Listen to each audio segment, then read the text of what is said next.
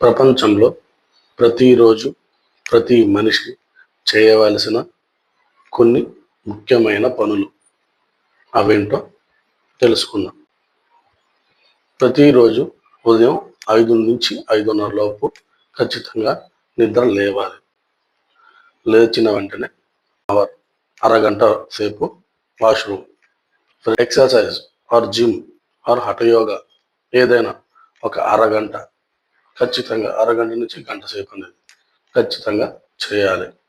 చేసిన తర్వాత ఇంకా స్నానం అవి చేసుకుని ఒక 15 నిమిషాలు 20 నిమిషాలు ఆ స్నానం అంతా అయిపోతుంది.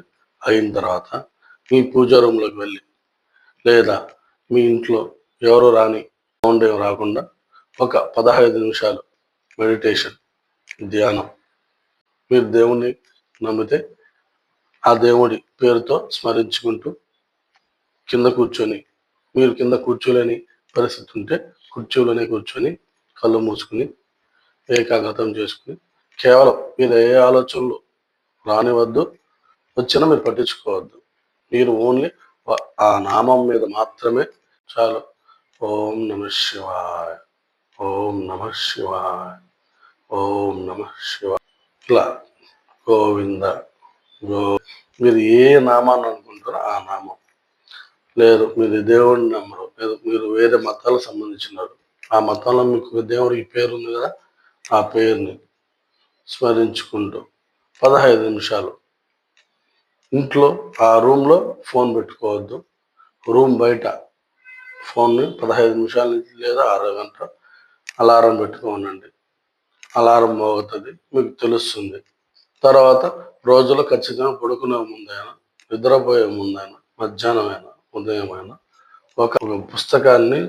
ఒక పుస్తకంలో కనీసం ఒక 5 పేజీలైనా చదవండి. ఒక పుస్తకంలో ఒక 5 పేజీలన్నా చదివి ఆ రోజుని క్లోజ్ చేయండి.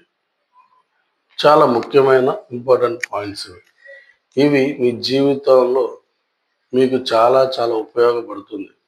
అటు 6 నెలలు పోయిన తర్వాత మీ జీవితాన్ని ఆ యొక్క పనుల వల్ల ఎంత ప్రభావితమై మీలో ఉండే చాలా ప్రాబ్లమ్స్ మీ అంతటి మీరే సాల్వ్ చేసుకునేలా ఎలా మారిందనే విషయం మీకు తెలుస్తుంది.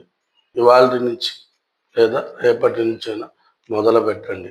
దానికి ఆదివారంతో సోమవారంతో పని లేదు. మనం ప్రతిరోజు తింటాం కదా, అలాగే ప్రతిరోజు ధ్యానం చేయాలి అనేది గుర్తుపెట్టుకోండి. ఒక్కరోజు మీరు గ్యాప్ ఇచ్చినా రెండో రోజు ఆటోమేటిక్గా మనసు దాని మీదకి మళ్ళించదు. అందువల్ల ప్రతిరోజు ఖచ్చితంగా అని గుర్తుపెట్టుకోండి. మీరు బయట ఊర్లోకి వెళ్ళినా ఇబ్బంది లేదు, బయట వెళ్ళినా చేయండి, అనుకోరు, మంచి చోటనే అనుకుంటారు. సో అందరూ చేయవలసిన ముఖ్యమైన పని.